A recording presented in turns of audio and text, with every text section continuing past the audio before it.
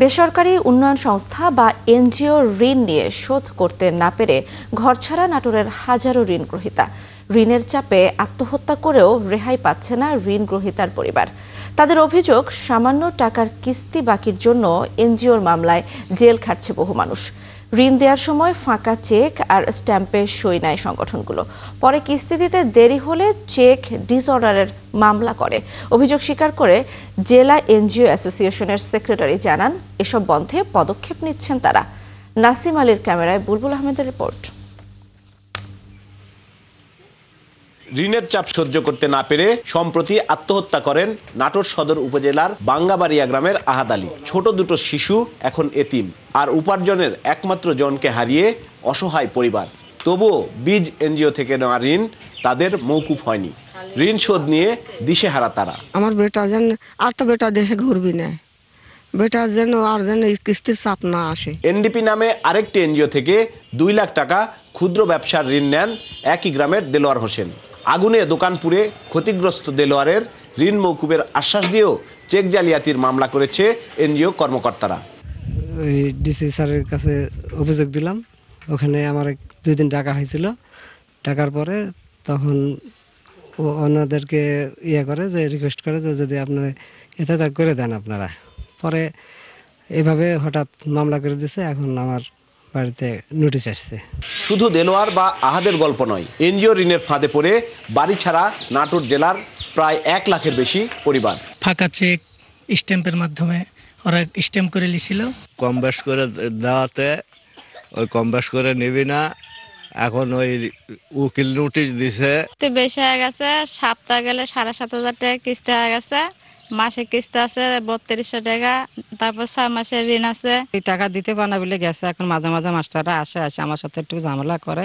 NGO কর্মকর্তারা ফাঁকা check নেওয়ার কথা স্বীকার করে বলেছেন, ঋণের নিরাপত্তার জন্য এটি তারা নিচ্ছেন।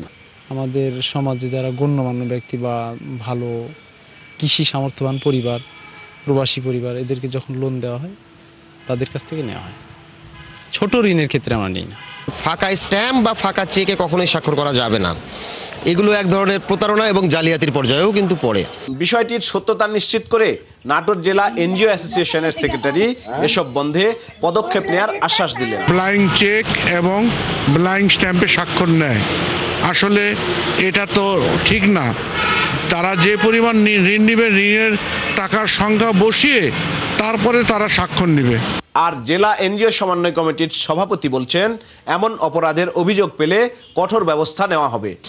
এ ধরনের যদি কোনো কমপ্লেইন পাওয়া যায়, সেটার বিরুদ্ধে, সেই এনজিওর বিরুদ্ধে আমরা ব্যবস্থা নিব।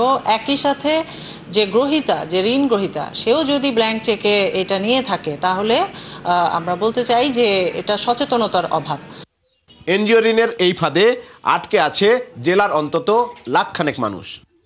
বুলবুল আহমেদ, 71, নাটোর। দর্শক, নাটোরে বিভিন্ন এনজিও ঋণের ফাঁদ ও প্রতারণার বিষয়ে বিস্তারিত জানাতে যুক্ত হচ্ছেন সহকর্মী বুলবুল আহমেদ। বুলবুল, কোন কোন এনজিও প্রতারণায় জড়িত, তারা কিভাবে প্রতারণা করছে, এদের প্রতিরোধ করতে প্রশাসন কি কোনো উদ্যোগ নিচ্ছে কিনা?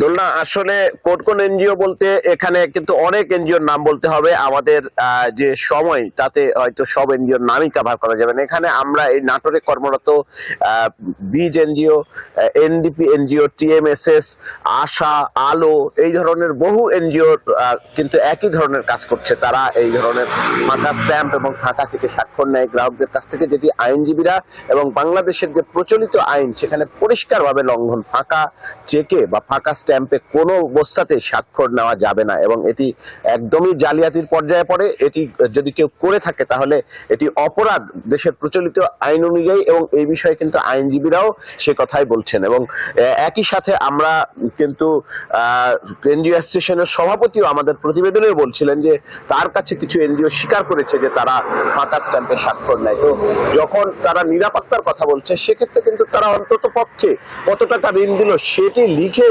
অন্তত যদি রাখতে চান, স্বাক্ষর করে সেটি হলেও যদিও সেটি রাখা যায় না, সেটিও বেআইনি, কিন্তু এইরকম রাখার ক্ষেত্রে এনজিও অ্যাসোসিয়েশনের সাধারণ সম্পাদক এনজিওদের অনুরোধ করবেন বলে জানিয়েছেন। এবং একই সাথে আমরা দেখেছি যে এই চিত্র কিন্তু শুধু নাটোর জেলার নয়, নাটোর কদিন আগে রাজশাহীতে আপনারা জানেন যে একজন ঋণ গ্রহীতা কিন্তু কিস্তি দিতে না পেরে আত্মহত্যা করেছে।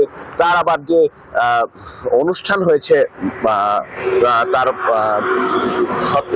কি বলে যে জানাজার পরে, সেখানেও কিন্তু এনজিওর ঋণ নেওয়া হয়েছে। তো এনজিওর যে ফাঁদ, সেই ফাঁদে কিন্তু এই উত্তরাঞ্চল সহ সারা বাংলাদেশের মানুষ আটকে গেছে। এবং এনজিও গুলোর যেভাবে ঋণ জামানতবিহীন ঋণ দেওয়ার কথা ক্ষুদ্র ঋণ প্রকল্পের আওতায়, কিন্তু তারা জামানতবিহীন ঋণ তো দিচ্ছেনই না, সামান্য টাকার জন্য তারা মামলা করছেন এবং সাধারণ যারা ঋণ গ্রহীতা রয়েছে তাদেরকে জেল খাটাচ্ছেন এবং হয়রানি করছেন। এবং এই মামলাগুলো সামান্য কয়টা টাকার জন্য 500 টাকা 1000 টাকা কিস্তি দিতে না পারার কারণে মানুষ যখন জেল খাটছে, এই মামলাগুলো কিন্তু এক ধরনের আইনজীবীরা পরিচালনা করছেন।